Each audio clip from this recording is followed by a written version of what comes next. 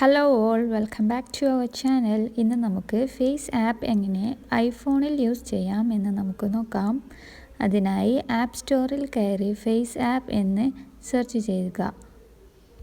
ഇപ്പോൾ നമുക്ക് ഒന്ന് സ്ക്രോൾ ചെയ്ത് കൊടുത്താൽ അവിടെ ഫേസ് ആപ്പ് എന്ന ഒരു ആപ്ലിക്കേഷൻ കാണാം.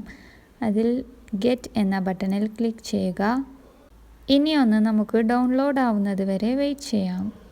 നമ്മുടെ ആപ്ലിക്കേഷൻ ഇപ്പോൾ ഡൗൺലോഡായി വന്നിട്ടുണ്ട്. നമുക്ക് ഇനി ഓപ്പൺ എന്ന ബട്ടണിൽ ക്ലിക്ക് ചെയ്യുക.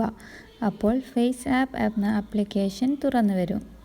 ശേഷം നെക്സ്റ്റ് ബട്ടണിൽ ക്ലിക്ക് ചെയ്യുക. ഇപ്പോൾ നമുക്ക് വിൻഡോയിൽ subscribe now, decline this offer എന്ന് കാണാം.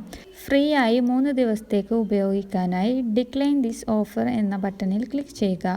ശേഷം ഓക്കെ ഓർ നോട്ടിഫിക്കേഷൻ ഏതെങ്കിലും ഒന്നിൽ ക്ലിക്ക് ചെയ്യുക. അതിനുശേഷം വരുന്ന വിൻഡോയിൽ ഓക്കെ പ്രസ് ചെയ്യുക.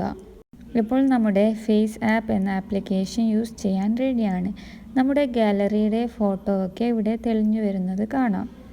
ഏത് ഫോട്ടോ ആണോ എഡിറ്റ് ചെയ്യേണ്ടത് ആ ഫോട്ടോ ഇവിടെ നിന്ന് തിരഞ്ഞെടുക്കുക. ഞാനിവിടെ ഒരു ഫോട്ടോ ചൂസ് ചെയ്തിട്ടുണ്ട്. ഇനി ഈ ഫോട്ടോ ഓൾഡ് ഏജിലേക്ക് മാറ്റാം. അതായത് വയസ്സായാൽ എങ്ങനെയായിരിക്കും എന്ന് നമുക്ക് നോക്കാം. അതിനായി ഏജ് എന്ന ഓപ്ഷനിൽ ക്ലിക്ക് ചെയ്യുക. അവിടെ ഓൾഡ് എന്ന് കാണാം. അതിലൊന്ന് പ്രസ് ചെയ്താൽ ഉടൻ തന്നെ ആ ഫോട്ടോ ഓൾഡ് ഏജിലേക്ക് മാറുന്നതായിരിക്കും. വയസ്സായാൽ എങ്ങനെയായിരിക്കുമെന്ന് ഈ ഓപ്ഷനിൽ ക്ലിക്ക് ചെയ്താൽ നമുക്ക് കാണാം. കണ്ടില്ലേ, ഇപ്പോൾ നമ്മുടെ ഫോട്ടോ ഓൾഡ് ഏജിലേക്ക് മാറിയിട്ടുണ്ട്. ഇനി നമുക്ക് ഇതൊന്ന് സേവ് ചെയ്യുകയാണ് വേണ്ടത്.